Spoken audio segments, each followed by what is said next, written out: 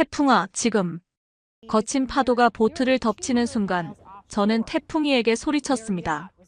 바다 한복판에서 뒤집힌 고급 요트 주변으로 5명의 사람들이 필사적으로 허우적거리고 있었어요. 그중 한 명은 이미 의식을 잃고 가라앉기 시작했습니다. 왈, 왈왈. 태풍이가 답하듯 짖으며 10피트 높이의 파도 속으로 몸을 던졌습니다. 바로 그때 옆 보트에서 일본의 아키타 이누 카이도 바다로 뛰어들었어요. 모든 민간 구조팀은 즉시 철수하라. 헬기에서 울려 퍼지는 철수 명령. 하지만 저 앞에서 사람들이 죽어가고 있는데 어떻게 돌아갈 수 있겠어요? 잭슨, 전속 전진. 2025년 8월 17일 허리케인 에린이 플로리다를 강타한 이날. 마이애미 부유층들의 요트 30여 척이 집단으로 조난당했습니다. 그리고 그 한복판에서 한국의 진돗개와 일본의 아키타 이누가 기적같은 만남을 이루게 되었죠. 오늘 제가 겪은 48시간은 제 인생에서 가장 길고도 짧은 시간이었어요. 태풍아, 일어날 시간이야. 제 이름은 마크 김슨, 45살입니다. 한국인 어머니와 독일계 미국인 아버지 사이에서 태어났고 현재 플로리다 주방위군 구조대 대장으로 15년째 일하고 있어요. 그전에는 10년간 군 복무를 했고요. 2025년 8월 17일 새벽 5시. 아이폰 알람이 울리기도 전에 태풍이가 저를 깨웠습니다. 3년간 함께한 이 진돗개는 제가 알람을 맞춰놓는 시간을 정확히 알고 있었거든요. 저처럼 완벽주의에 신중한 성격이라 새벽 5시만 되면 어김없이 제 침실 앞에서 대기하고 있어요. 침실 문 앞에서 꼬리를 살랑살랑 흔들며 기다리는 태풍이를 보며 저는 습관적으로 휴대폰을 확인했습니다. 베라이즌 네트워크로 들어온 기상청 경보 메시지가 화면을 가득 채우고 있었습니다. 허리케인 에린, 카테고리 5로 강화. 플로리다 동부 해안 강풍주의보 발령. 케오리그 커피 머신에서 김이 모락모락 나는 커피를 손에 들고 저는 태풍이의 사료 그릇에 퓨리나를 부어주었습니다. 코스트코에서 박 권사님과 멤버십을 공유해서 사온 대용량 포장이었죠. 태풍이는 미국 사료는 잘 먹었지만 간식만큼은 한아름마트에서 사온 한국 제품만 선호했습니다. 미국에서 태어났으면서도 한국 걸 좋아하는 게 신기하지 않니? 태풍이가 고개를 갸웃하며 저를 바라봤어요. 마치 형님도 그러시잖아요 라고 말하는 것 같았습니다. 베라이즌 라디오에서 흘러나오는 뉴스를 들으며 포드 F-150 픽업 트럭을 몰고 키웨스트 해안경비대 합동훈련장으로 향했습니다. 허리케인 에린이 카테고리 5 강도로 급속히 강화되어 시속 160마일이 넘는 바람을 동반하고 있으며 플로리다 동부 해안에 간접적 영향이 예상된다는 소식이 계속 전해졌습니다. 오늘은 큰일이 생길 수도 있겠다. 구조대 월급으론 빠듯하지만 태풍이 용품은 아끼지 않거든요. 패세이프 GPS 목걸이, REI 구명조끼, 그리고 한국 브랜드 발톱깎이까지. 진돗개 발톱에 딱 맞아요라고 한아름마트 김집사님이 추천해 주신 거예요. 평소보다 30분 일찍 도착한 훈련장에서 저는 일본 구조팀이 이미 도착해 있는 것을 발견했습니다. 한미일 3국 합동훈련의 마지막 날이었는데 하필 이런 기상 상황이 겹쳤군요. 오하요 고자이마스. 다나카 구조대원이 정중하게 인사를 건넸습니다. 그의 옆에는 아키타 이누 카이가 단정하게 앉아 있었습니다. 4세 수컷인 카이는 이미 300명 구조 경력을 자랑하는 베테랑이었죠. 굿모닝, 다나카 씨. 오늘 날씨가 심상치 않네요. 태풍이와 카이가 서로를 경계하며 바라보는 모습이 흥미로웠습니다. 태풍이는 꼬리를 세우고 긴장한 자세를 취했지만 카이는 침착하게 주인 곁에서 기다리고 있었습니다. 날씨는 걱정되지만 좋은 훈련 기회가 될 것 같습니다. 다나카 씨가 완벽한 영어로 답했습니다. 카이는 이런 날씨에 익숙합니다. 일본에서도 태풍이 자주 오거든요. 저는 고개를 끄덕였습니다. 하지만 마음 한편으로는 오늘이 단순한 훈련으로 끝나지 않을 것 같은 예감이 들었습니다. 태풍이도 제 기분을 눈치챘는지 평소보다 더 예민하게 주변을 살피고 있었어요. 걔는 정말 주인을 닮는다고 하던데 저의 신중하고 완벽주의적인 성향을 그대로 보여주고 있었거든요. 이때 훈련장 스피커에서 우렁찬 목소리가 울려 퍼졌습니다. 모든 구조팀은 브리핑룸으로 집합하시기 바랍니다. 긴급 상황 설명이 있겠습니다. 브리핑룸에 들어서자 거대한 모니터에 기상위성 사진이 떠 있었습니다.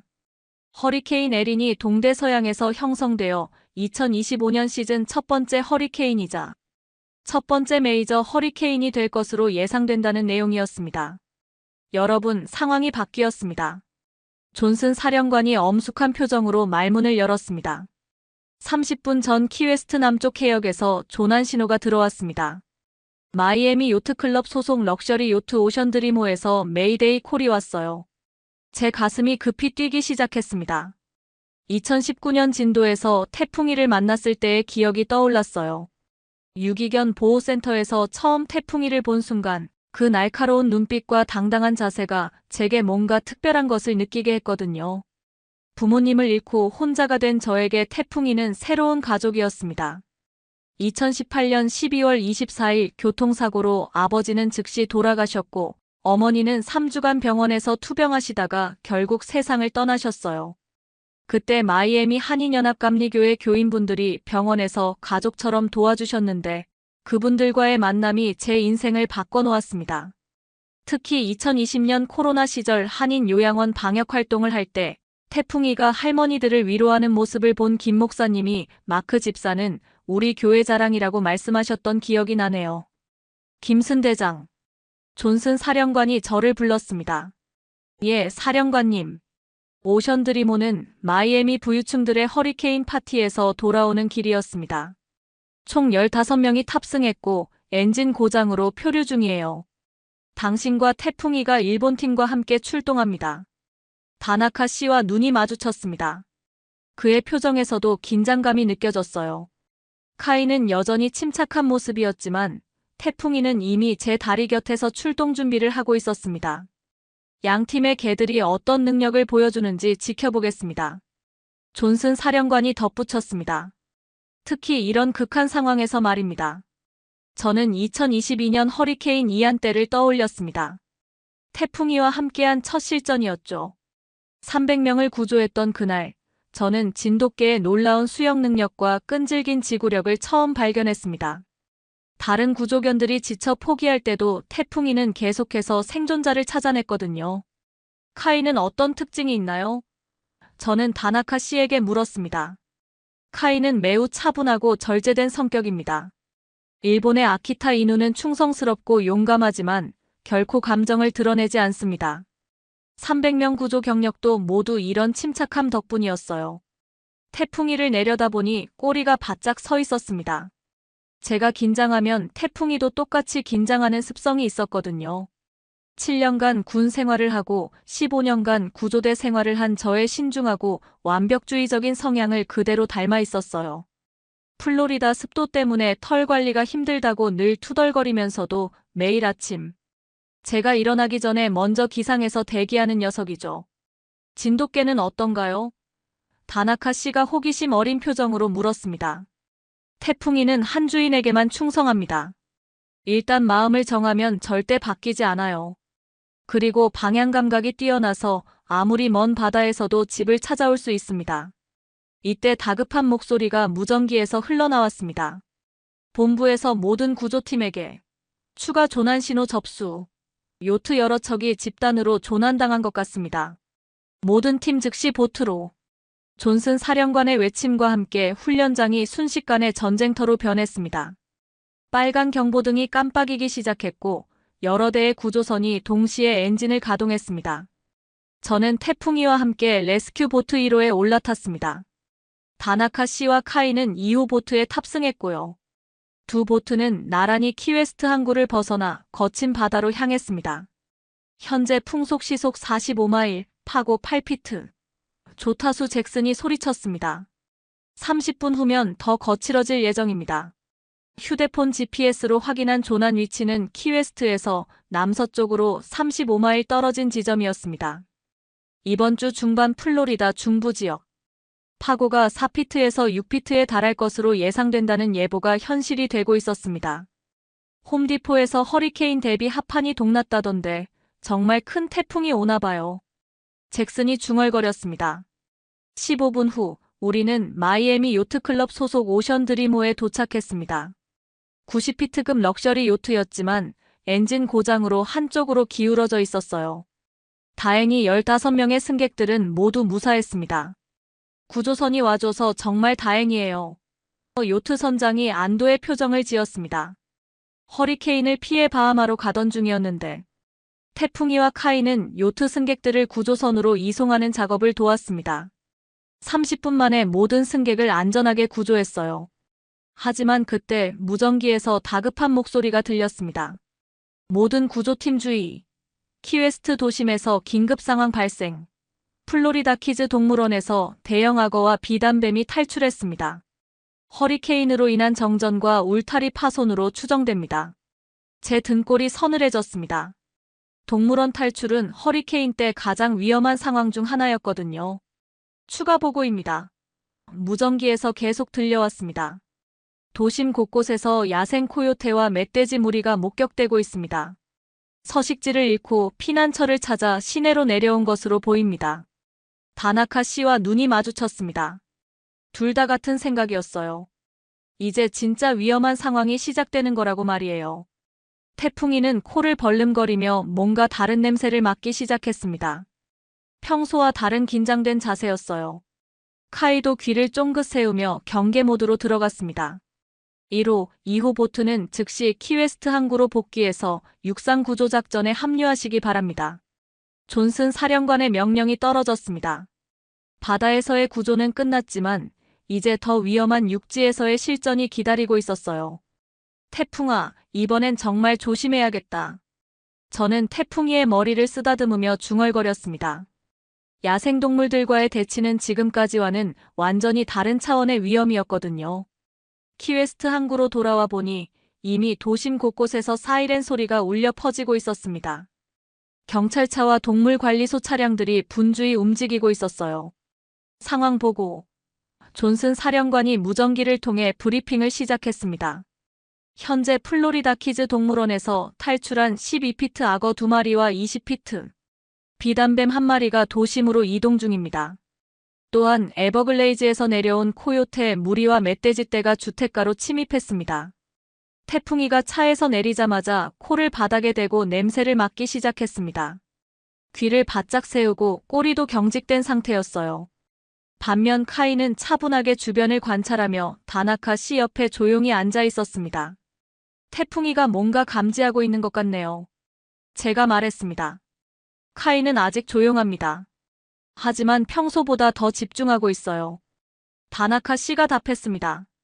우리는 먼저 두랄 스트리트 주택가로 향했습니다. 그곳에서 코요테 무리가 목격되었다는 신고가 들어왔거든요. 도착하자마자 상황의 심각성을 깨달았습니다. 5마리의 코요테가 한 가족의 뒷마당을 점령하고 있었어요. 집 안에는 어린아이들이 무서워하며 창문 너머로 바라보고 있었습니다.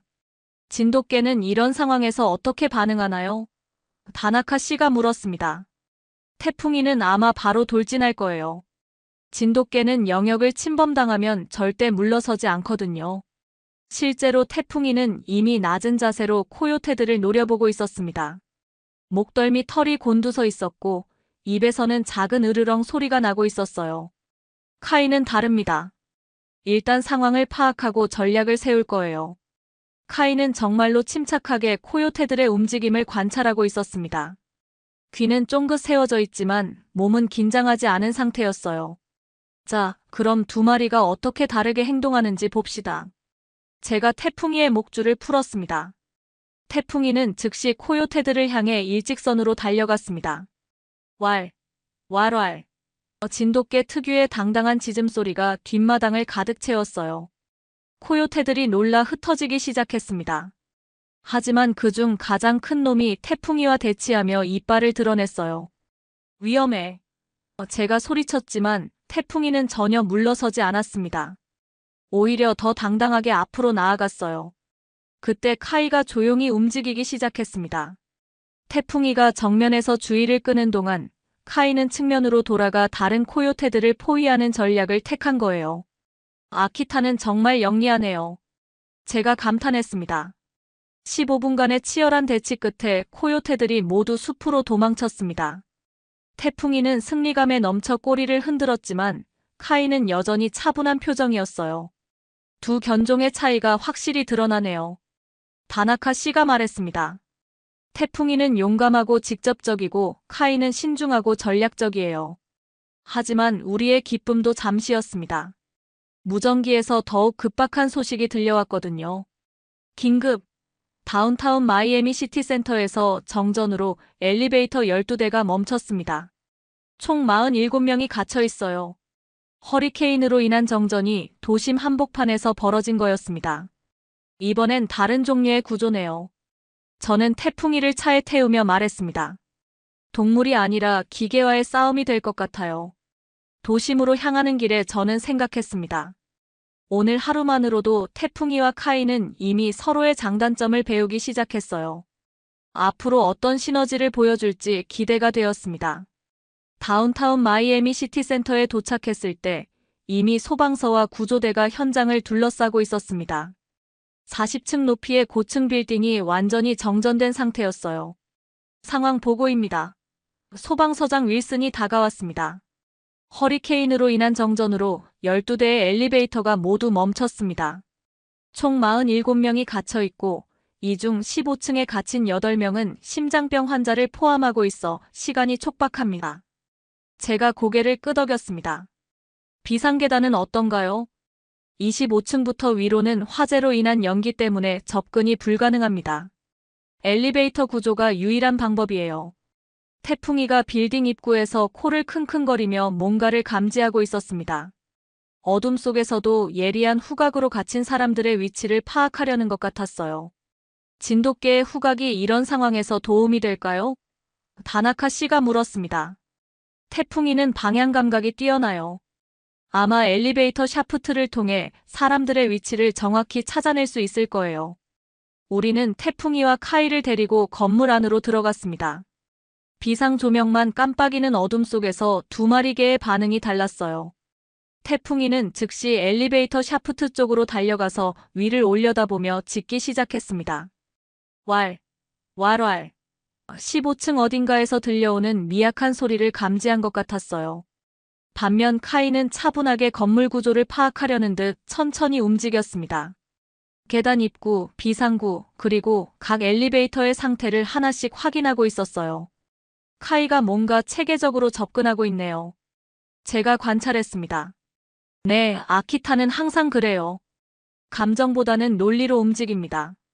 소방대원들이 로프와 특수장비를 준비하는 동안 저는 태풍이와 함께 15층 엘리베이터로 향했습니다.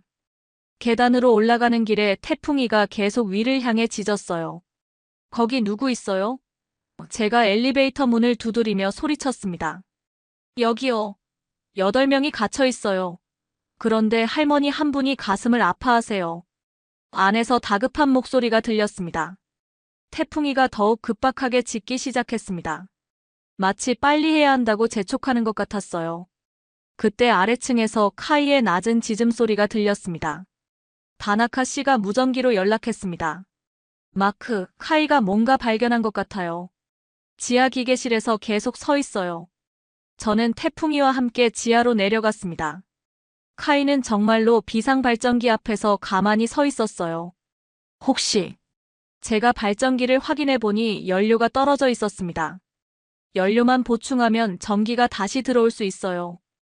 20분 후 발전기가 돌아가면서 건물에 전기가 들어왔습니다. 엘리베이터들이 하나씩 움직이기 시작했어요. 믿을 수 없어요. 윌슨 서장이 감탄했습니다.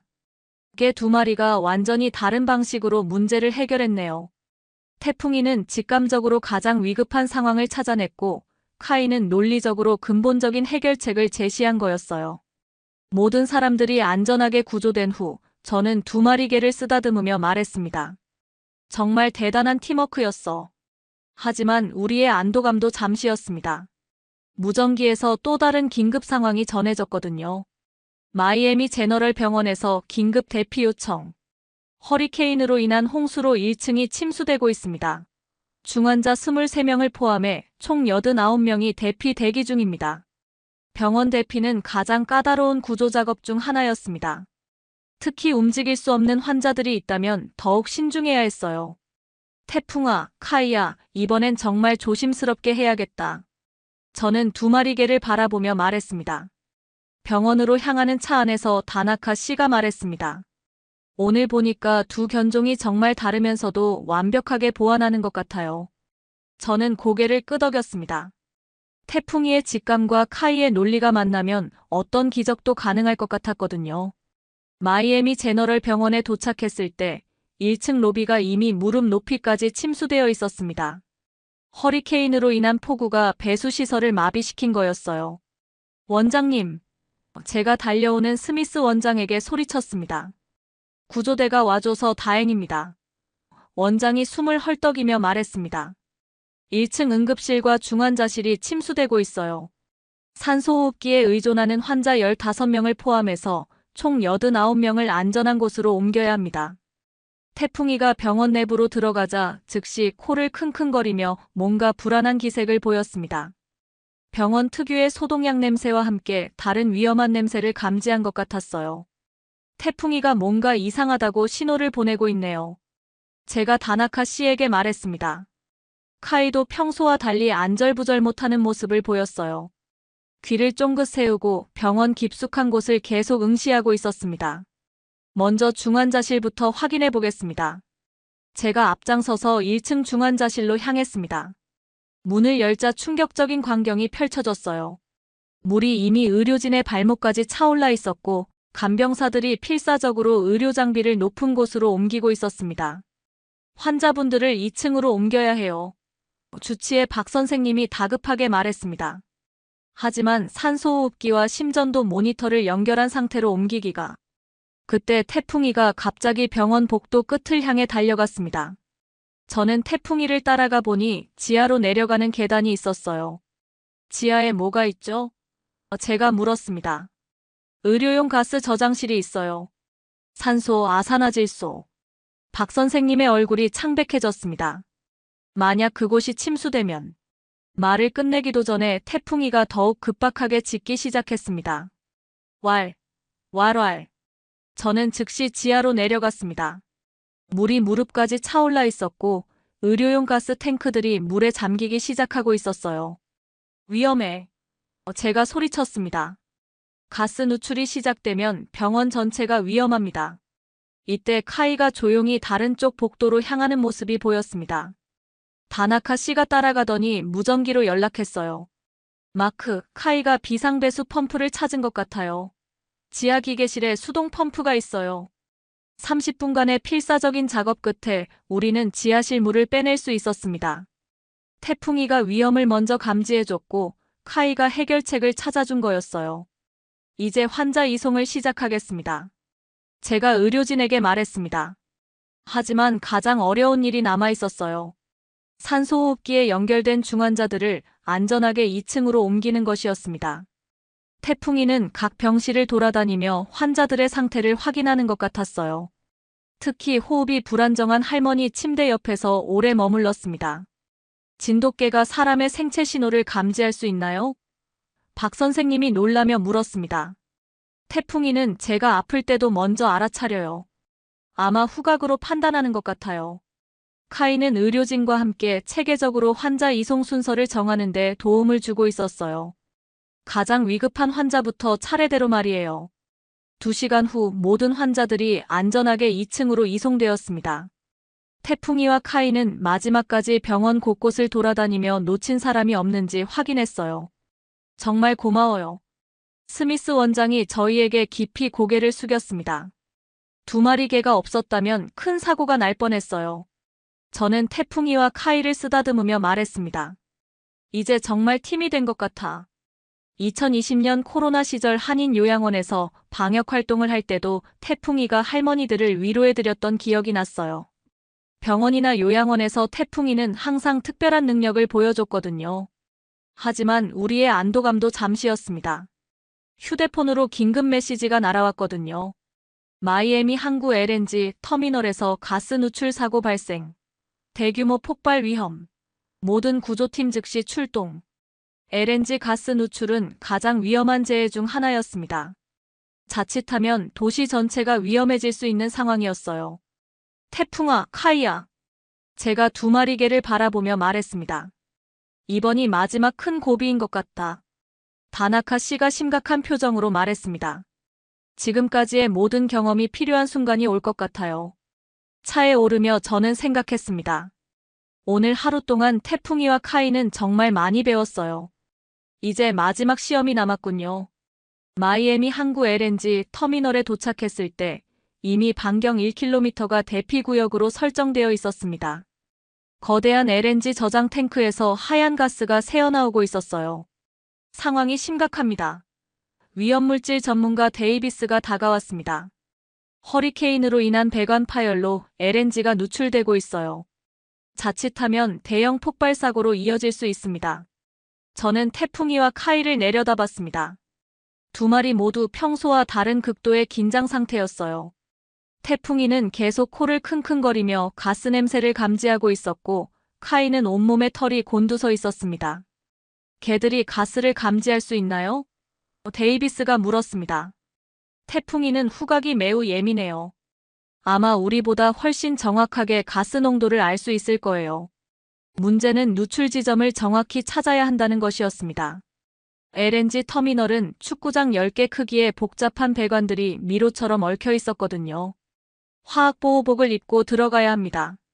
데이비스가 특수장비를 건네줬습니다. 하지만 개들은 태풍이와 카이도 함께 갑니다. 제가 단호하게 말했습니다. 이 두 마리가 없으면 누출 지점을 찾기 어려울 거예요. 다나카 씨도 동의했습니다. 지금까지의 경험을 봤을 때 두 마리가 함께 있어야 최고의 성과를 낼 수 있어요. 우리는 개들용 특수 마스크를 착용시키고 LNG 터미널 안으로 들어갔습니다. 태풍이가 즉시 앞장서서 가스 냄새가 가장 강한 쪽으로 향했어요. 이쪽이에요. 태풍이의 뒤를 따라가니 거대한 저장 탱크 밑부분에서 가스가 새고 있었습니다. 하지만 문제가 있었어요. 메인 차단 밸브가 탱크 꼭대기 30m 높이에 있었던 거예요. 크레인을 사용해야 하는데 허리케인 바람 때문에 위험합니다. 데이비스가 걱정스럽게 말했습니다. 그때 카이가 갑자기 다른 방향으로 향하기 시작했습니다. 저희가 따라가 보니 지상에서 접근할 수 있는 비상 차단 밸브가 있었어요. 이런 게 있었군요.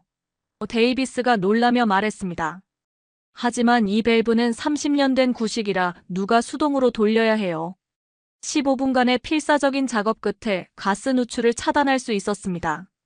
태풍이가 정확한 누출 지점을 찾아줬고 카이가 해결 방법을 제시해준 거였어요. 믿을 수 없어요. 데이비스가 감탄했습니다. 두 마리 개가 수십 명의 전문가가 하지 못한 일을 해냈어요. 하지만 우리의 임무는 아직 끝나지 않았습니다. 터미널 내부에 아직 남아있는 작업자들을 대피시켜야 했거든요. 마지막 점검을 위해 3명이 지하 제어실에 남아있어요. 데이비스가 말했습니다. 하지만 가스 농도가 높아서 접근이 위험합니다. 태풍이와 카이가 다시 한번 앞장섰습니다. 지하 제어실로 향하는 길에서 태풍이는 안전한 경로를 찾아주었고 카이는 가스 농도가 낮은 구간을 선별해 주었어요. 30분 후 마지막 작업자 3명까지 모두 안전하게 대피시켰습니다. 정말 고생하셨습니다. 존슨 사령관이 저희를 맞이했습니다. 오늘 하루 동안의 활약은 정말 대단했어요. 저는 태풍이와 카이를 쓰다듬으며 말했습니다.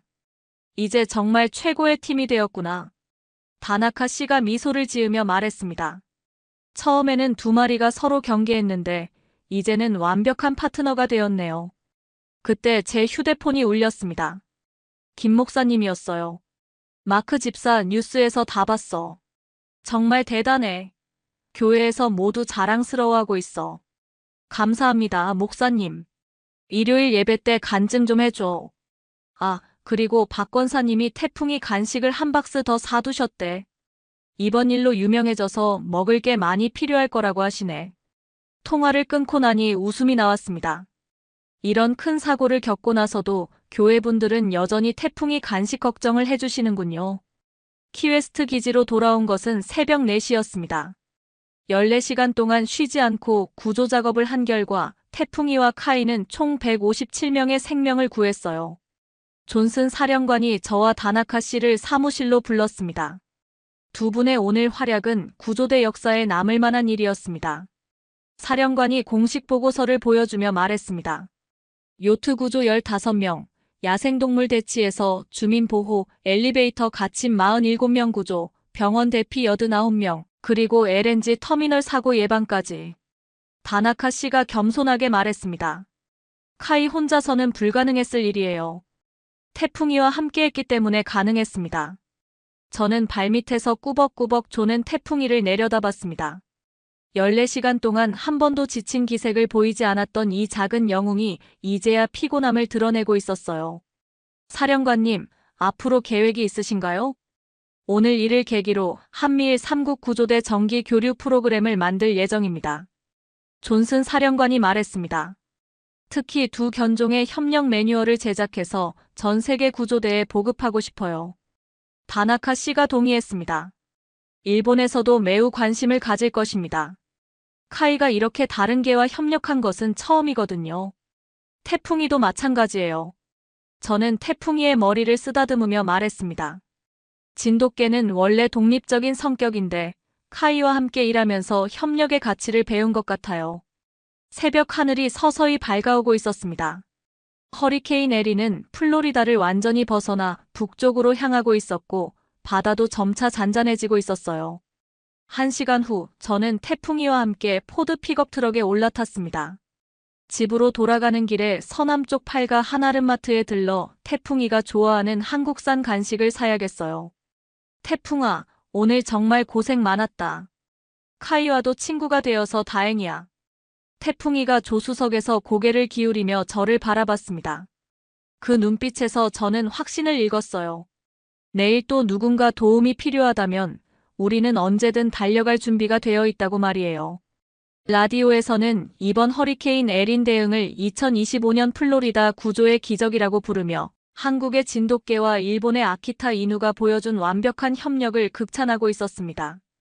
한국과 일본의 전통견이 미국에서 만나 역사적인 구조작전을 펼쳤다는 CNN 뉴스도 나오고 있었어요. 저는 미소를 지으며 교회 단톡방에 메시지를 보냈습니다. 구조작업 무사 완료. 태풍이가 오늘 국제적 영웅이 되었어요. 히읗히읗. 곧바로 박 권사님의 답장이 왔습니다. 마크야 정말 대단해. 뉴스에서 봤어. 그런데 이제 유명해졌으니까 좋은 사람. 만나기 더 쉬워졌을 거야? 교회에 새로 나온 수의사 자매님이 태풍이 보고 싶어 하신다던데. 45살에 혼자 사는 게 어디 있어? 이제 태풍이도 엄마가 생기면 좋아할 거야. 저는 웃음을 터뜨렸습니다. 국제적으로 유명해져도 교회분들의 중매 열정은 변하지 않는군요. 하지만 오늘만큼은 모든 것이 완벽했습니다. 태풍이와 함께, 그리고 새로운 친구 카이와 함께라면 어떤 어려움도 극복할 수 있다는 확신이 들었거든요. 멀리서 교회 종소리가 들려왔습니다. 월요일 새벽 기도의 시간이었어요. 오늘은 특별히 감사 기도를 올려야겠습니다. 태풍이의 안전과 새로운 우정, 그리고 우리가 구한 157명의 생명에 대해서 말이에요. 다나카 씨가 일본으로 돌아가기 전에 태풍이와 카이가 만든 우정이 한국과 일본의 우정으로 이어지길 바란다고 했던 말이 떠올랐습니다. 정말 그럴 것 같았어요. 두 마리의 작은 개가 만든 기적이 더 큰 기적의 시작이 될 것 같았거든요. 태풍이와 마크의 감동적인 48시간이 마음에 드셨나요? 실제로 진돗개와 아키타 이누가 보여준 완벽한 협력은 국제적으로 큰 화제가 되었습니다. 한국의 전통견이 세계 무대에서 활약하는 모습을 보니 정말 자랑스럽네요. 앞으로도 더 흥미진진한 전통견 이야기로 찾아뵙겠습니다. 구독과 좋아요 버튼을 꼭 눌러주세요. 독일 지멘스 본사 회의실에서 큰 소리가 났습니다. 사업부장이 서류 뭉치로 테이블을 내리친 거였죠. 이게 대체 무슨 일이야? 이런 일이 일어날 수가 있다고. 그 순간 회의실 안은 조용해졌습니다. 모든 시선이 한 장의 보고서에 집중되었어요. 세계적 학술지에 실린 어떤 연구 결과 때문이었습니다. 이건 우리가 30년간 연구해도 못한 건데. 한 임원이 믿을 수 없다는 표정으로 말했습니다. 분명히 뭔가 잘못된 거예요. 내부 정보 유출을 의심해봐야 하지 않을까요? 결국 진실 확인을 위해 냉각 기술 전문가가 긴급히 한국으로 파견되었습니다. 그녀가 한국에서 목격한 진실은 모든 상식을 뒤바꾸는 충격적인 것이었는데요. 대체 그녀는 한국에서 무엇을 보고 돌아왔을까요? 지금부터 그 놀라운 이야기를 들려드리겠습니다. 저는 레베카 슈미트라고 합니다. 독일 지멘스에서 15년간 냉장고 기술을 연구해온 수석 연구원이죠. 2024년 6월 어느 날 갑작스럽게 본사 긴급회의에 소집되었습니다. 회의실에 들어서자마자 느꼈어요. 분위기가 심상치 않다는 것을 말입니다. 레베카, 이 논문을 봤나?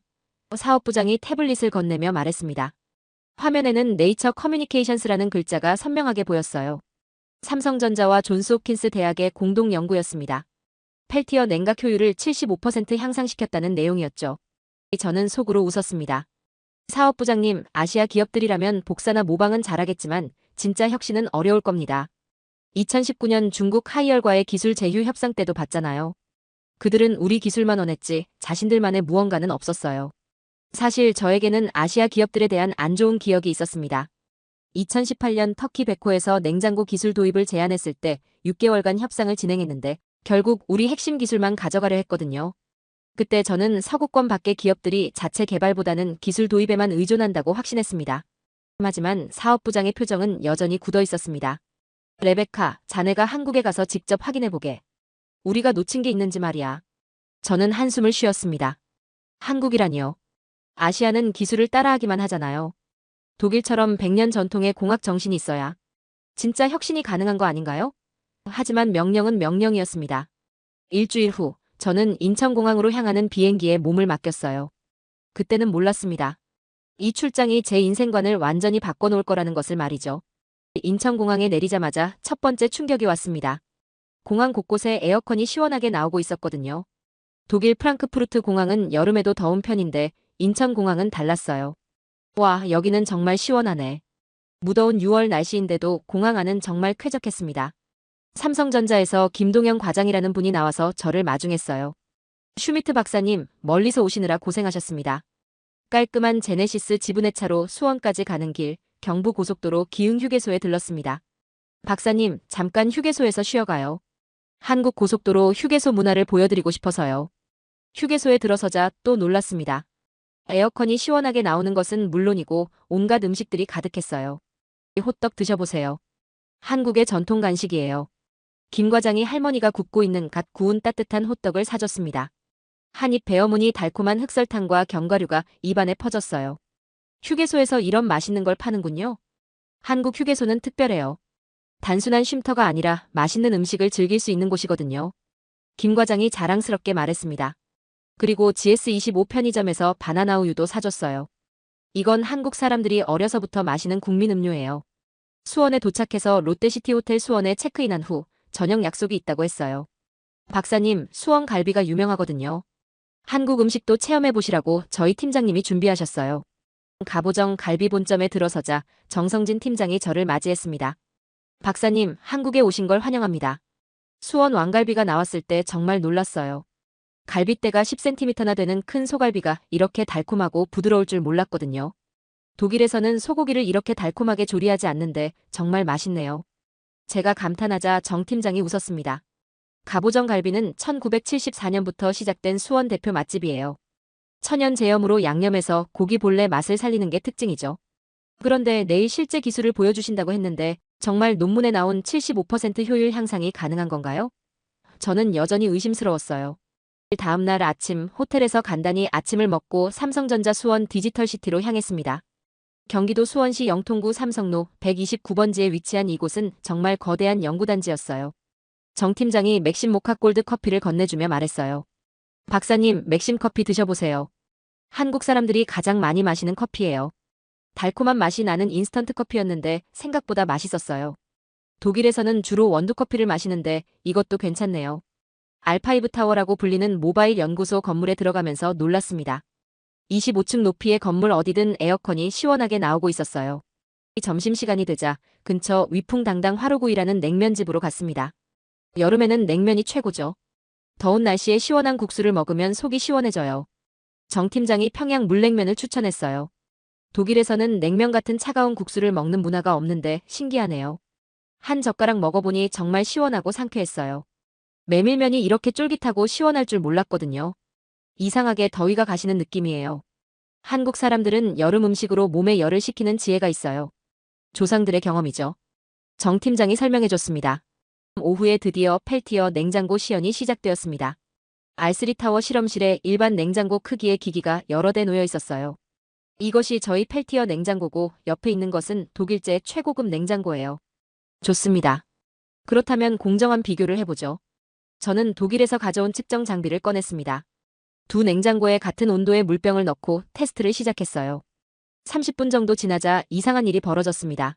한국 냉장고가 독일제보다 빨리 차가워지고 있었거든요. 더 놀라운 건 소음이었어요. 독일제는 컴프레서 소음이 들렸지만 한국제는 정말 조용했습니다. 전력 소모량을 확인했을 때 더욱 놀랐어요.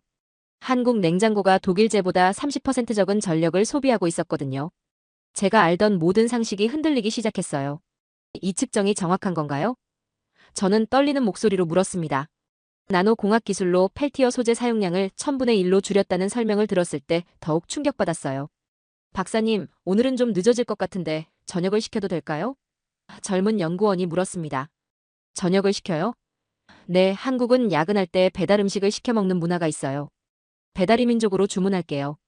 스마트폰을 몇 번 터치하더니 30분 후에 도착한다네요. 저는 놀랐어요.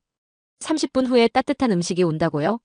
BBQ 황금 올리브 치킨이 도착했을 때 또 한 번 놀랐습니다. 정말 바삭바삭하고 맛있었어요. 독일에서는 이런 바삭한 치킨을 밤늦게 시켜 먹을 수가 없는데요. 한국은 24시간 배달 문화예요. 언제든 원하는 음식을 시켜 먹을 수 있어요. 정 팀장이 테라 맥주도 따라줬습니다. 야근할 때 치킨과 맥주가 최고죠. 치킨을 먹으면서 기술에 대해 더 자세히 들었습니다. 2024년부터 비스포크 AI 하이브리드 냉장고로 이미 상용화했어요. 컴프레서와 펠티어 소자를 상황에 따라 하이브리드로 운용하는 거죠. 정 팀장이 자세히 설명해줬어요. 하지만 가장 중요한 건 정 팀장이 잠시 멈췄다가 말했어요. 우리는 지구 환경을 정말 걱정해요. 냉매가 오존층을 파괴한다는 걸 알고 있거든요. 그래서 우리 아이들이 살아갈 지구를 위해 이 기술을 개발했어요. 그때 깨달았어요. 한국 사람들이 이 기술을 개발한 진짜 이유가 무엇인지 말이죠. 정말로 지구와 미래 세대를 걱정하고 있었던 겁니다. 치킨을 나눠 먹으면서도 지구를 생각하는 사람들이었어요. 제가 얼마나 편견에 사로잡혀 있었는지 부끄러워지기 시작했습니다. 다음 날 오전에는 더 자세한 기술 설명을 들었습니다. 3년 만에 이런 혁신을 이뤄냈어요. 정 팀장이 자랑스럽게 말했어요. 3년이요? 독일에서는 이런 기술 개발에 최소 10년은 걸릴 텐데요. 저는 놀랐습니다. 한국 사람들은 빨리빨리 문화가 있어서 연구도 빨리 해요. 하지만 품질은 절대 타협하지 않죠. 젊은 연구원이 웃으며 말했습니다. 실제로 에너지 소비 효율 1등급 기준보다 30%더 효율적이라는 데이터를 보여줬어요. 점심에는 근처 박군자 진주냉면에서 비빔냉면을 먹었어요. 야채가 이렇게 많이 들어가는군요. 색깔도 예쁘고 맛도 상큼했습니다. 한국은 채소를 정말 다양하게 먹는 문화가 있어요. 오후에는 김 과장이 제안했습니다. 박사님, 수원 화성도 구경해보세요. 한국의 전통 문화도 보시라고요. 유네스코 세계 문화유산인 수원 화성을 걸으면서 한국의 역사에 대해 들었어요. 200년 전에 이런 성을 쌓았다고요? 정조대왕이 아버지 사도세자를 위해 건설한 계획도시예요. 18세기에 이미 과학적 설계를 했던 거죠. 김 과장이 설명해줬습니다. 독일에서도 이런 정교한 성곽 설계를 보기 어려울 텐데요. 그렇네요. 독일의 노이슈반슈타인 성보다도 더 체계적인 설계 같아요. 저는 놀랐습니다. 한국이 이미 200년 전부터 이런 과학적 도시 계획을 세웠다는 것이 믿기지 않았어요. 화성 안에서 전통 찻집에 들어가 식혜를 마셨습니다. 쌀로 만든 음료라니 정말 신기해요. 달콤하고 시원한 맛이었어요. 저녁 시간이 되자 정 팀장이 더 자세한 기술 개발 과정을 설명해줬습니다. 사실 이 기술 개발은 정말 어려웠어요. 기존 펠티어 소자는 효율이 너무 낮아서 상용화가 불가능했거든요. 그래서 저희는 나노공학 기술을 도입했습니다. 비스무스 텔루라이드 소재를 원자 단위로 제어해서 방막 형태로 만들었어요. 두께가 머리카락의 1000분의 1 수준이죠. 저는 놀랐습니다. 독일에서도 그런 정밀한 나노 공정은 극소수 연구소에서만 가능한데요. 3년간 밤낮 없이 연구했어요. 특히 열 손실을 최소화하는 게 가장 어려웠죠. 젊은 연구원이 말했습니다. 기존 소자는 양면에서 동시에 흡열과 발열이 일어나서 효율이 떨어졌거든요. 저희는 새로운 10개면 소재를 개발해서 이 문제를 해결했습니다. 그 결과 COP 값을 4.2까지 끌어올렸어요. 이론적 한계에 근접한 수치죠. 정 팀장이 자랑스럽게 말했습니다. 그날 밤 호텔로 돌아가면서 생각했습니다. 한국 연구진들의 끈기와 기술력이 정말 대단하다는 것을요. 전통을 지키면서도 혁신을 멈추지 않는 나라였습니다. 셋째 날 오전에는 삼성전자 생산기술연구소를 방문했습니다. 박사님, 저희 양산기술도 보여드리고 싶어서요. 김 과장이 안내해줬어요. 거대한 생산 라인이 정말 인상적이었습니다. 이 모든 공정이 자동화되어 있군요. 저는 놀랐습니다. 네, 로봇이 나노미터 단위로 정밀하게 소자를 제조해요. 불량률이 0.1%도 안 됩니다. 독일 지멘스도 이런 수준의 자동화는 없는데요. 제가 감탄하자 젊은 엔지니어가 웃었습니다. 한국은 반도체 기술이 발달해서 이런 정밀 공정이 가능해요. 순대를 맛보는 시간도 있었는데 생각보다 담백하고 맛있었어요. 오후에는 마지막 기술 미팅이 있었습니다. 박사님은 어떻게 생각하세요? 정 팀장이 물었어요. 저는 솔직히 말했습니다. 처음에는 편견이 있었어요. 서구권 밖의 기업들은 기술을 따라하기만 한다고 생각했거든요. 하지만 이제는 다르게 생각해요. 한국의 빨리빨리 문화, 정밀한 자동화 기술, 그리고 무엇보다 환경을 걱정하는 진정성이 이런 혁신을 만들어낸 것 같아요. 사실 저희 목표는 2030년까지 모든 냉장고에서 냉매를 완전히 없애는 거예요. 정 팀장이 말했습니다. 그래야 지구온난화를 막을 수 있으니까요. 저녁에는 팀 전체와 회식을 했습니다. 한국은 동료들과 자주 이렇게 회식을 하는군요. 네, 함께 먹고 마시면서 정을 나누는 문화예요. 젊은 연구원이 진지하게 말했어요. 사실 저희는 이 기술을 독점하려고 하지 않아요. 전 세계와 공유하고 싶습니다. 환경 문제는 한 나라만의 문제가 아니니까요. 저는 눈물이 날 뻔했습니다. 제가 얼마나 편견에 사로잡혀 있었는지 깨달았거든요. 한국 사람들은 정말 다른 차원의 생각을 하고 있었어요. 기술 개발을 하면서도 지구의 미래를 걱정하는 사람들이었습니다. 마지막 날 아침, 저는 호텔에서 본사에 보낼 보고서를 작성하고 있었습니다. 창밖으로 보이는 수원 시내의 모습을 보면서 생각했어요. 한국은 정말 특별한 나라구나. 어떻게 시작해야 할지 고민이 되었어요. 제가 평생 믿어왔던 모든 것이 틀렸다는 내용을 써야 했으니까요. 한국에서 본 것은 단순한 기술이 아니었습니다. 저는 한 글자 한 글자 신중하게 썼습니다. 나노공학기술과 정밀 자동화, 3년간의 끈질긴 연구, 그리고 환경을 위한 진정성이 만들어낸 결과였습니다. 저는 틀렸습니다. 저는 용기를 내어 썼습니다. 한국을 얕잡아본 제 편견이 부끄럽습니다. COP 4.2 달성, 소재 사용량 1000분의 1 절약, 0.1% 불량률. 이 모든 것이 독일을 앞선 혁신이었어요. 제 눈에서 눈물이 흘렸습니다. 그리고 무엇보다 지구를 진심으로 걱정하는 마음이 있었습니다. 붕어빵을 나눠 먹으면서도 환경을 생각하는 사람들이었어요. 아침에 마지막으로 맥심 커피를 마시면서 정 팀장에게 카카오톡을 보냈습니다. 정말 많은 것을 배웠습니다. 한국의 모든 것이 인상적이었어요. 보고서 마지막에 저는 이렇게 썼습니다. 지멘스는 삼성전자와 즉시 협력해야 합니다. 이것은 기술 협력을 넘어선 문화 교류입니다. 한국의 빨리빨리 정신, 세심한 배려, 나누는 마음을 배워야 해요. 공항으로 가는 길에 김 과장이 마지막으로 휴게소에 들렀습니다. 박사님, 마지막으로 호떡 하나 더 드세요. 독일에서 한국 생각날 때가 있을 거예요. 저는 따뜻한 호떡을 들고 생각했습니다. 이 작은 간식 하나에도 한국 사람들의 정성이 담겨 있구나. 그리고 김 과장이 작은 선물 하나를 건네줬어요. 이건 한국 전통차예요. 독일에서 드시면서 한국을 기억해 주세요. 이메일 전송 버튼을 누르는 순간 제 인생이 완전히 바뀌었다는 걸 느꼈어요. 6개월 후 저는 지멘스 본사 대회의실에 서 있었습니다. 임원진 앞에서 발표하는 자리였어요. 제목은 한국에서 배운 문화와 기술이었습니다. 여러분, 제가 한국에서 본 것은 기술만이 아니었습니다. 저는 자신감 있게 말했습니다. 갑오정 갈비의 50년 전통, 어디든 시원한 에어컨 문화, 30분 배달 시스템, 상추쌈의 균형 철학을 봤어요. 이런 문화를 가진 사람들이 만든 기술이라서 특별한 겁니다. 지멘스와 삼성 협력 프로젝트가 성공하고 있습니다. 저는 뿌듯하게 말했습니다. 한국의 빨리빨리 문화 덕분에 개발 속도가 3배 빨라졌어요. 그리고 한국식 소통 문화를 도입해서 팀워크도 좋아졌습니다. 한국식 소통 문화라니요? 한 임원이 물었습니다. 네, 회의 후에 함께 식사하면서 자유롭게 의견을 나누는 거예요. 딱딱한 회의실보다 편안한 분위기에서 더 좋은 아이디어가 나오더라고요. 한국 음식 문화가 우리 회사에도 들어오고 있어요. 구내식당에 김치와 한국 요리 코너도 생겼죠. 직원들이 매운 김치를 좋아하게 됐어요. 가장 중요한 건 마음가짐입니다. 저는 발표를 마무리하며 말했습니다. 한국 사람들은 기술을 독점하지 않고 나누려고 해요. 호떡도 나눠 먹고 기술도 나눠 쓰고요. 발표가 끝난 후 젊은 독일 엔지니어가 다가왔습니다. 박사님, 저도 한국에 가고 싶어요. 수원 화성도 보고 전통시장에서 순대도 먹어보고 싶어요. 그래요.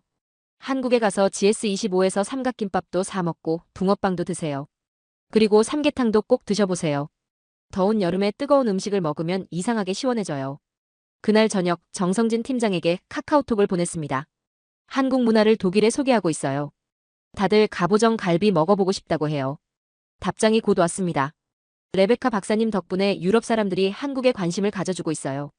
수원에도 독일 관광객들이 늘고 있대요. 1년 후 유럽 첫 문행매 냉장고가 출시되었습니다. 독일 소비자들이 정말 조용하다. 전기세가 절반이다라며 놀라워했어요. 그리고 한국 음식 레스토랑도 독일 곳곳에 생기기 시작했습니다. 저는 이제 유럽 전역을 다니며 한국 문화를 알리고 있어요. 한국은 어디든 에어컨이 시원하고 24시간 배달이 되고 50년 전통 음식을 지키면서도 혁신을 멈추지 않는 나라예요 라고 말하면서요. 한국이 세계에 보여준 건 기술만이 아니었어요. 전통을 지키면서도 빠르게 변화하고 편의를 추구하면서도 환경을 걱정하고 맛있는 음식을 나누면서도 미래를 생각하는 철학이었습니다. 지금도 독일 슈퍼마켓에서 신라면을 사면서 생각해요. 한국에서 배운 가장 큰 교훈은 기술이 아니라 함께 나누는 마음이었다고 말이죠. 갑오정 갈비 한 점, 호떡 하나도 나눠 먹으려는 그 마음이 지구를 구하는 기술을 만들어낸 거였어요.